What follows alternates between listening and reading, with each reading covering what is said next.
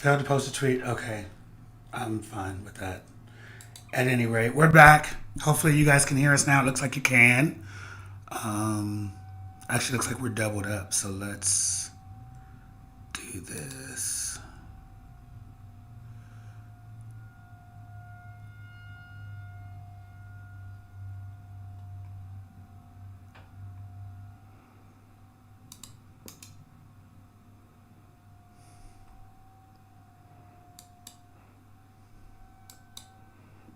I think we still have. Nope, still says there's two. I don't have time. Whatever. It's all good.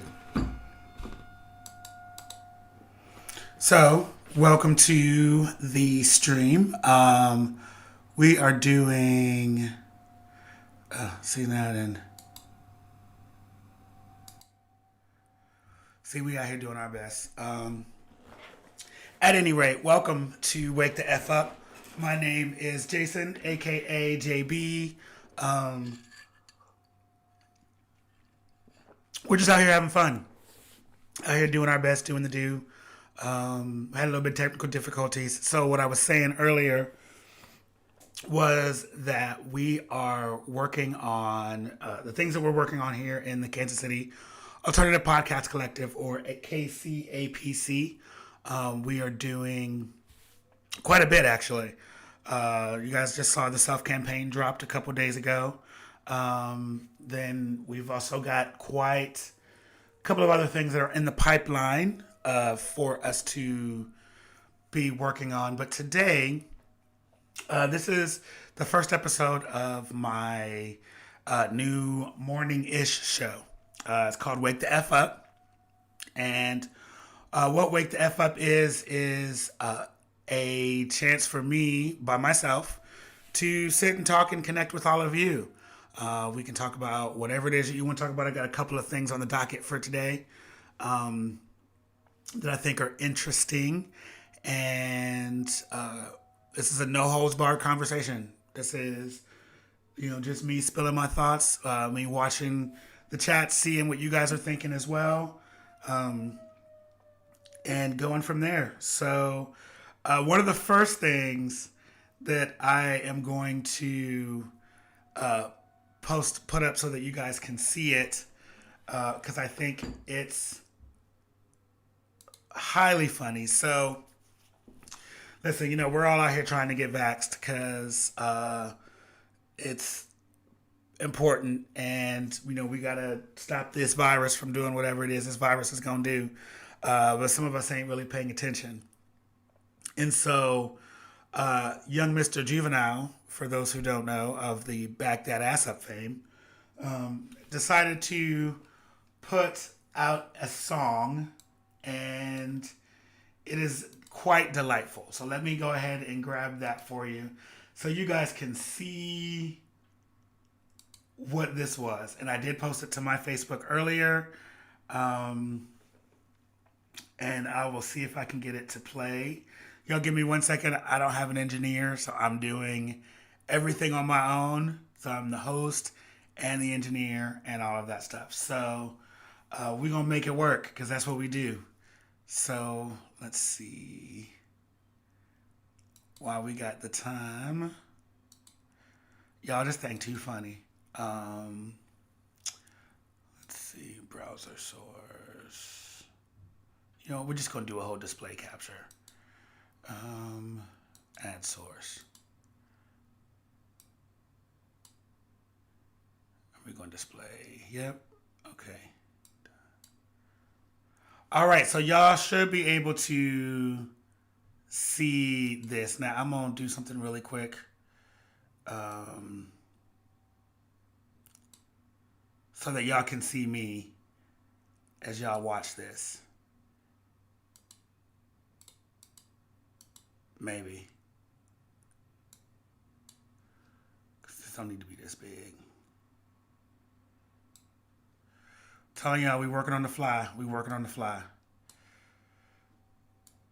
All right, there it is. Hopefully y'all can hear it.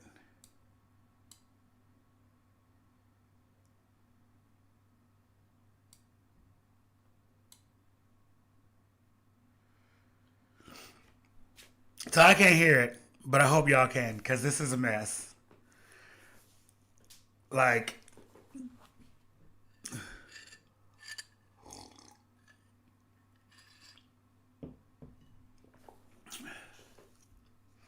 we're going to get better with time, but I want y'all to see this, because this is funny.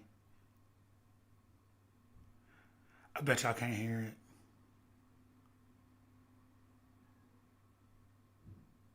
Anyway, we ain't going to play the whole thing, because they ain't pay me. So anyway, for those who um, are not paying attention or didn't catch what that was, that is a juvenile video for Vax That Thing Up. Yeah, Vax That Thing Up. Don't get me wrong. Anybody who knows me knows that if you hear the words Cash Money Records taking over for the 99 and the 2000, I'm finna go off. So I may have shaken a little thing to that song at that moment because it was funny. I laughed. It was good. Um, that being said, let me go back here and put this back up here. Yep, no sound from the video. Hopefully, my Facebook peoples can see me. Can y'all see me, Facebook?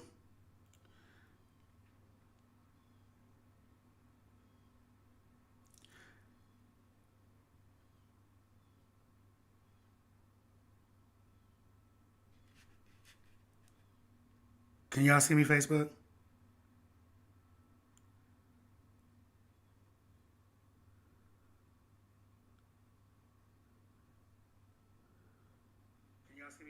Yeah, you can see me good.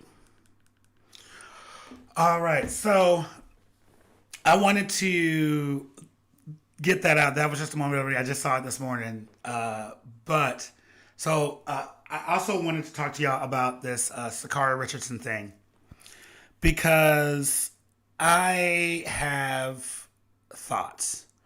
Um, I have quite a few thoughts on this. First things first, I don't. Best way to put this.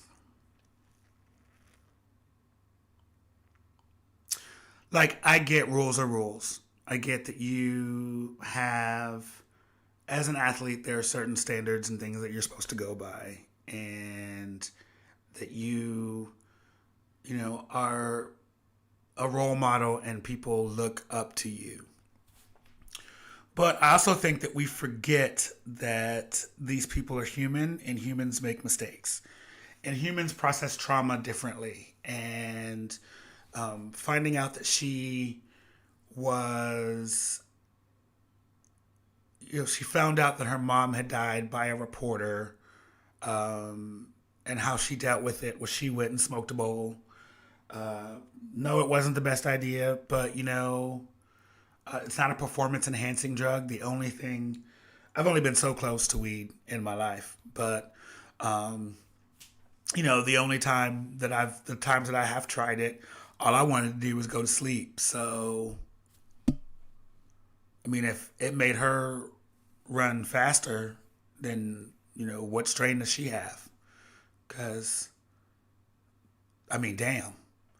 But at any rate, like, it's really hard to like see this woman who had all of this adversity and uh, still manage to succeed and make it, get all that thrown away over a blunt, over some weed. And um, like I said, people will say that she made her choice. That was a decision that she made, and we all have choices. Yeah, I get it. But Michael Phelps also had choices, and he was caught, smoking a bong, on camera, and no one said, "Well, you can't be in the Olympics because blah blah blah."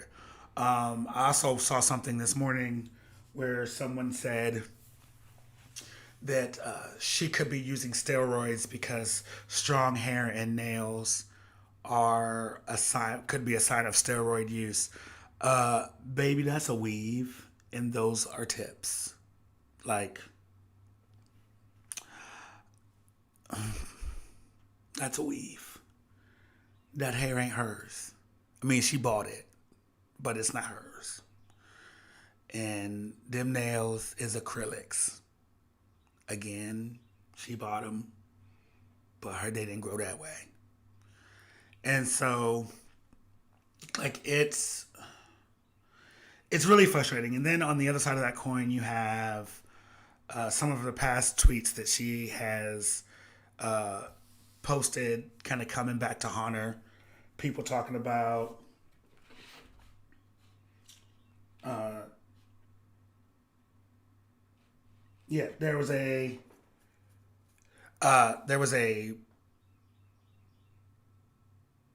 some tweets that she had posted about having, if you wear pink and if you wear pink, you gay. You know what I'm saying? If you're a man and you wear pink, you gay. And if you follow Lil Nas X, unfollow her. All of these things that listen, for me, like, I'm watching her with my two eyes, you know what I'm saying? But I'm also under, like, she is a bisexual woman who has a girlfriend. That's which doesn't give her a pass for some of the things that she says, but because you can be gay and hate gays. You can be in the alphabet soup and still hate on others in the in the soup. And I think that it's she's young. She's 21. She doesn't really know any better. The tweet about men wearing pink is gay was like when she was 16, and the Lil Nas X one was a couple months ago, but that was during that like Satan shoe and all that other stuff that was going on, and so you know I can I can give her a pass, but I'm still like I'm watching you, like my two eyes is on your two eyes. Um, but that doesn't negate the fact that she was taken, she was disqualified from a sport that she loves for what seems like no reason. Um, and now she's not going into the Olympics at all. She's not gonna go at all. And I think that's a shame. That she you know, is not gonna be in Tokyo. Side note, none of us should be in Tokyo. Like, we're in the middle of a full pandemonium. You know what I'm saying? Yes, we got vaxxed. Yes, we did all of those things. You know what I'm saying? But like, we might be good, but the rest of these countries ain't good. Like,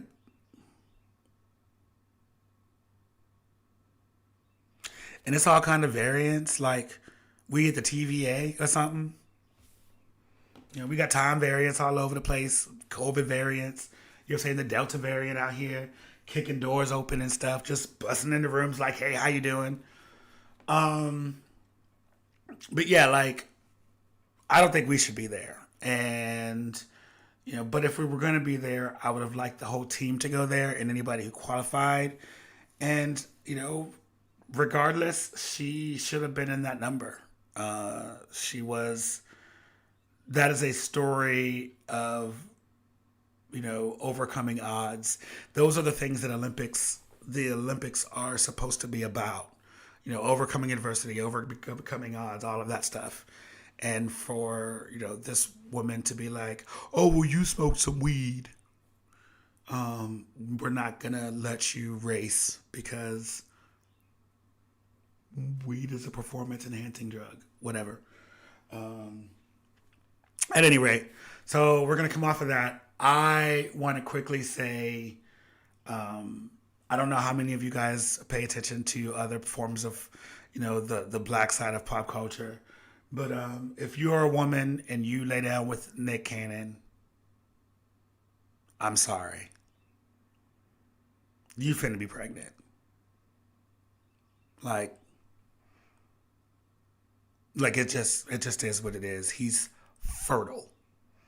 Um, I guess his baby was just born today. He got five more on the way.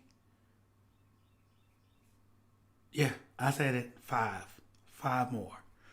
Um, I don't know why y'all letting him shoot the club up like that. Like, sit down somewhere. Like, as you know how what causes that, but it's fine. I don't really like. I don't understand it. I mean, I guess if you have the money to take care of all of these children, then by all means, the Lord did say, "Be fruitful and multiply," and I guess you're just doing your math. Um, but I would appreciate if you leave us out of it.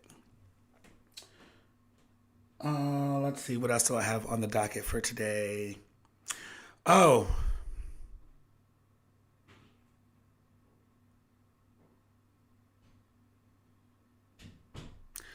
Bill Cosby.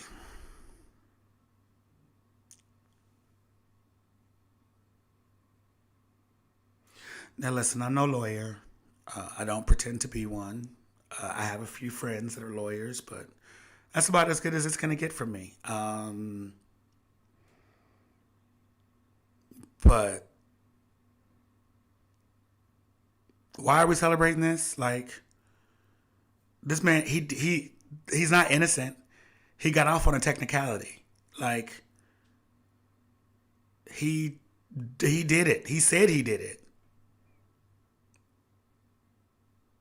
Like, and you can't make me you can't make me believe that 60 people is telling you a frog and you not ribbiting somewhere. You ain't jumped somewhere or done something. Um, you just can't make me do that. You can't make me believe it. Like, you might be green. You might be dating Miss Piggy. I don't know what to tell you.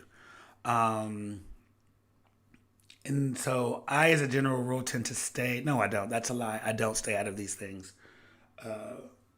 We have to stop equating Bill Cosby with Heathcliff Huxtable, and also by that same token, stop equating Felicia Rashad with Claire Huxtable. Those were fictional characters. They You could tell they were fictional because they didn't beat their kids. You know what I'm saying? Like, they were fictional characters. They represented a idealistic form of black life that we all wanted, and so I get it. But that doesn't mean that these people were not humans and capable of making terrible choices in their lives. Um, I think that it is really disheartening to see people, you know, celebrate someone who was able to do the things that Bill Cosby like admits to doing and is like, yeah, I did it, but was like, was able to get off on like the thinnest of technicalities. The I didn't, it's irritating. Like, I can't. um, so I'm not gonna be before y'all too long today because I don't really have much. I do have something that I want to talk about that is a little bit, um,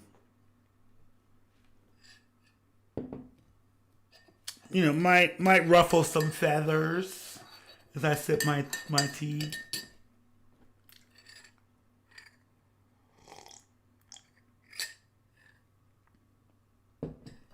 Okay, so this part I'm just talking to my gays. If you're not of the alphabet soup of the LGBT variety, you are more than welcome to listen, and you're more than welcome to have opinions. But for this, I'm just talking to the gays.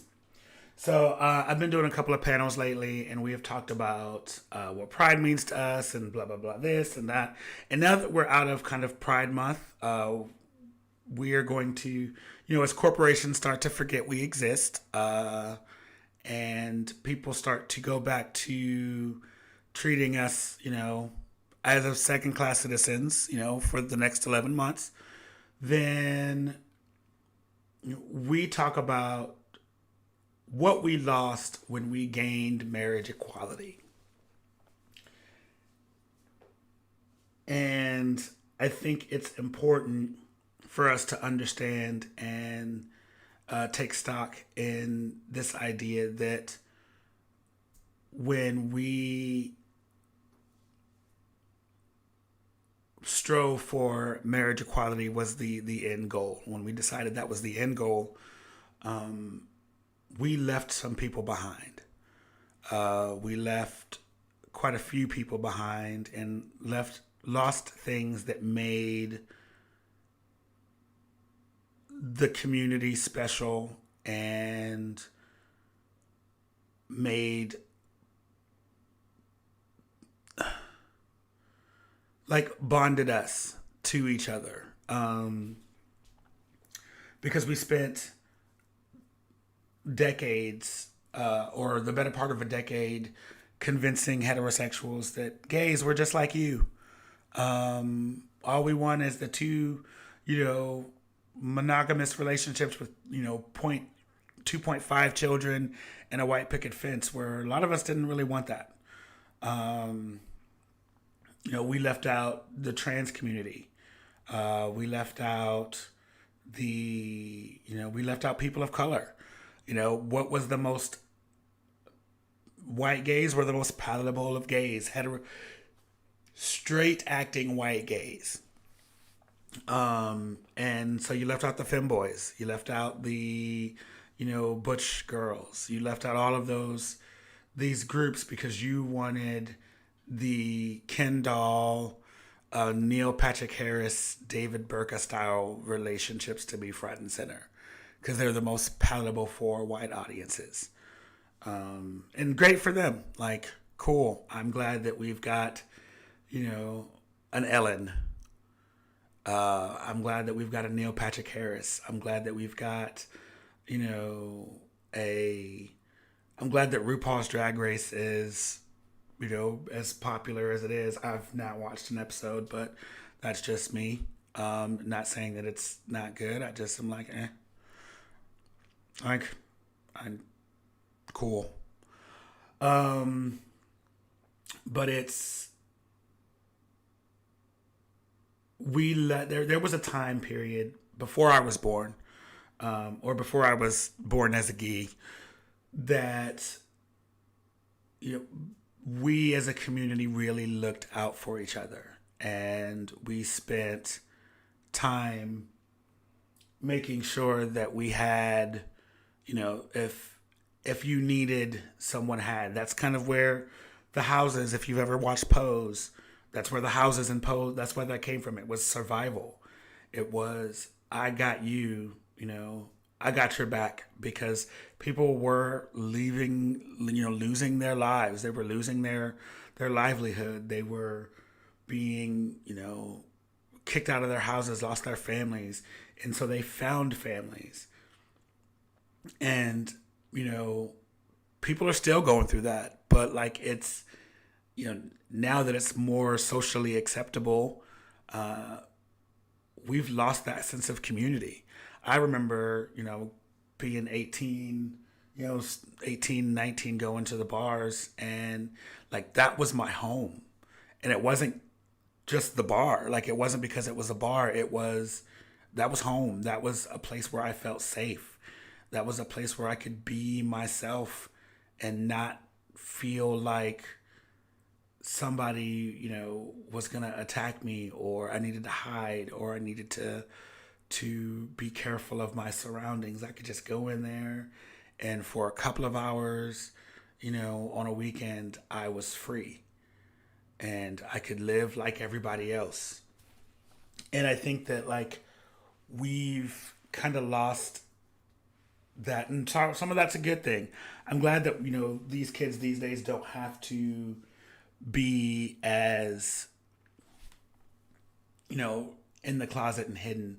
A very close friend of mine posted the other day that like he sees the new generation of kids loving so openly and being able to be kind of on display, and it makes him angry because he didn't get to experience that. And in a lot of ways I get it. A lot of ways I understand. Hey, you know we had to struggle, we had to fight, we had to hide, we had to you know be quiet and hope someone didn't, tell on us, or we had to be selectful with who we shared our lives with because we didn't know. And I get all of that. I'm not angry. I'm hopeful.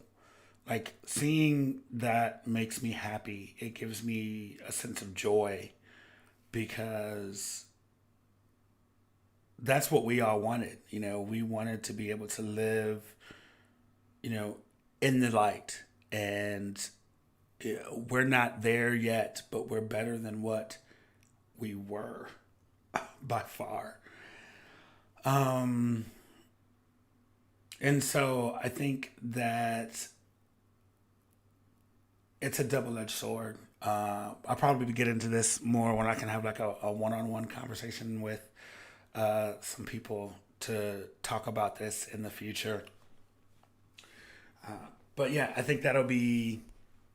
It's just it's an interesting thing, really. Like having people who are out, these kids being able to live out loud and live in their truth and be, you know, I am no gender, non-binary, you know, demisexual, fluid, like have all of these like descriptors attached to them, and no one really kind of bat an eye. Well, people bat an eye, but oh well.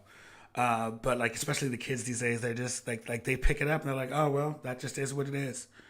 It's the adults, it's us who have a hard time with it, which I think is so funny because we are the generation of like f the system and blah blah blah this, and we, we we're individuals, and we're the ones that are like like what we have. So what is this gender thing? Like I don't understand. It's a lot. We've slowly morphed into our parents. Um,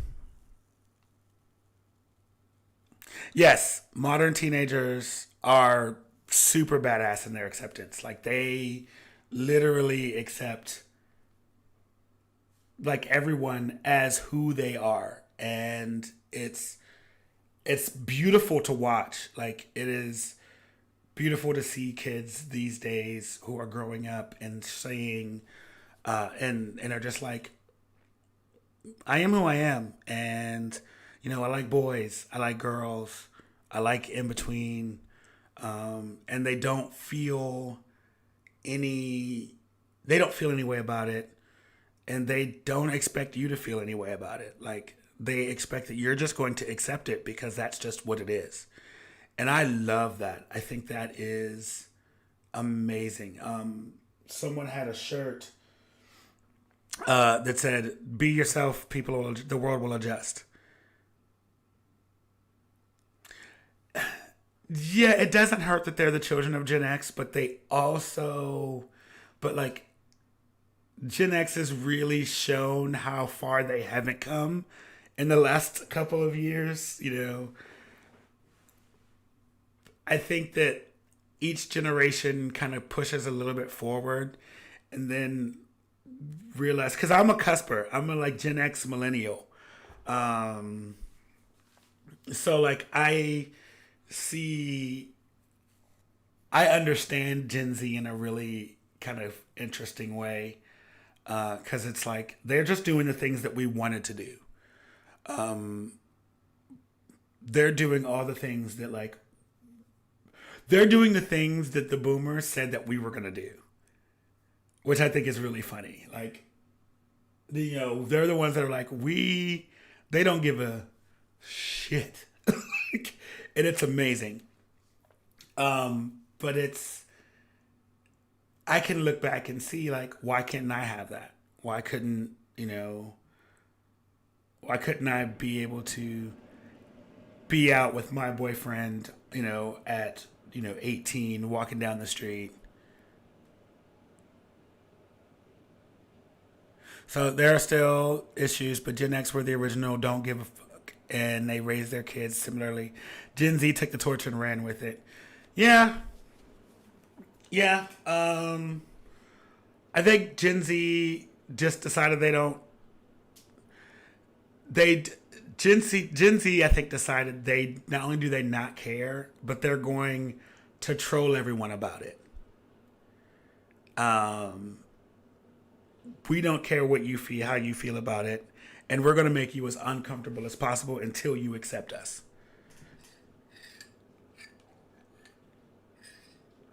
I mean, Gen Z is cancel culture. Gen Z is, you know, we like what we like, and we don't care what you feel about how you feel about it, and the things that you like are trash. And here are the reasons why the things that you like are trash.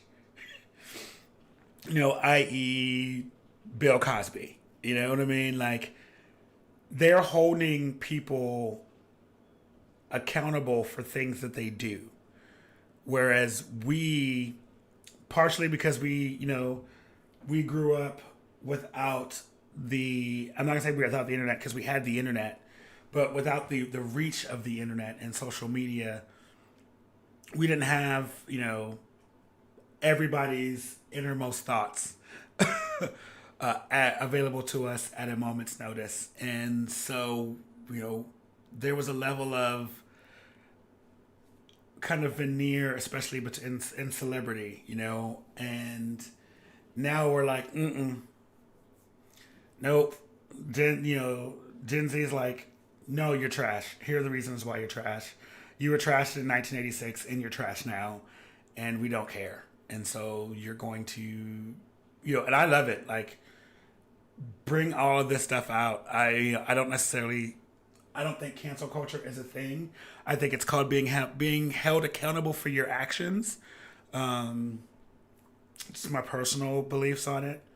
I won't cancel anyone personally, other than R. Kelly and Bill Cosby, but for obvious reasons. Um, but like, you should be held accountable for your actions, just like any of the rest of us would be.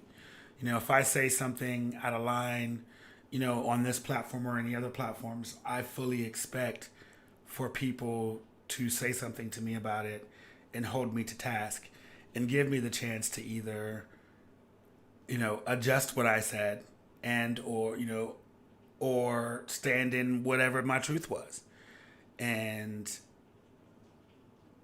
yep, that should be the expectation of all of us. So if you do something in the dark and it comes to light, you know, and you have to deal with the consequences of your actions, you're not being canceled for no reason. Like, you're being told, hey, you did this thing, and this thing is unacceptable, and here is why. But that's really all I had today. I'm going to try to do this every couple days. I'm not going to say every morning because, come on now, let's be real.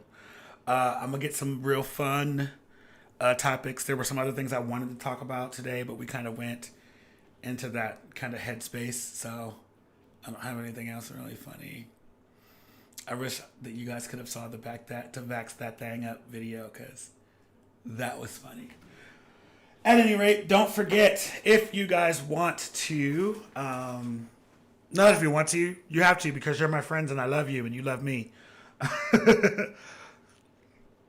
Let's do, don't forget to follow us on all of our feeds. That is Facebook. If you're seeing this, you probably know me. Or on YouTube. under KCAPC. Yes, that is the new home for all things Kansas City Alternative Podcast Network. If you like to play games or you're bored, as Sarah Lynn would say, then twitch.com/KC Caffeine Gaming. That is the gaming home for myself, and I play games throughout the day over the course of the evening. Fridays we do Jackbox games. I don't think we're doing this Friday because I have other plans, but we'll see what happens. I'm going to figure out what my life looks like. But other than that, after that, every Friday is Jackbox games. It was a blast the last time that we did it. The self-campaign episode 1 is all out now on Spotify. Sarah Lynn did an amazing job on that. And we will be recording again this Friday at 3 o'clock. So be sure to look out on that on your YouTube and Facebook channels. Let's see what else. Oh, so I have a goal. If you feel so inclined to give to the Patreon, also on the KC Caffeine website, the Facebook KC Caffeine anchor page, sorry. There is a link. On that link is a description to give us some donations if you want. This is my, for the time being, this is my job now, and I'd like for it to be my job permanently. So I need support. This is listener supported. So bring us your ducats. Cash App is available. All of those things. Yeah. I don't like begging for money. But you're getting quality content and at least looking at my face every day. At any rate, good night, guys, or good afternoon, good morning. Hope everybody is fully woke. Wake up if you're not. And I will see y'all. I'll probably do this again on Friday. Yeah. We'll have a Friday party. We'll do a Friday party. Sweet. All right, guys. Good night and thanks.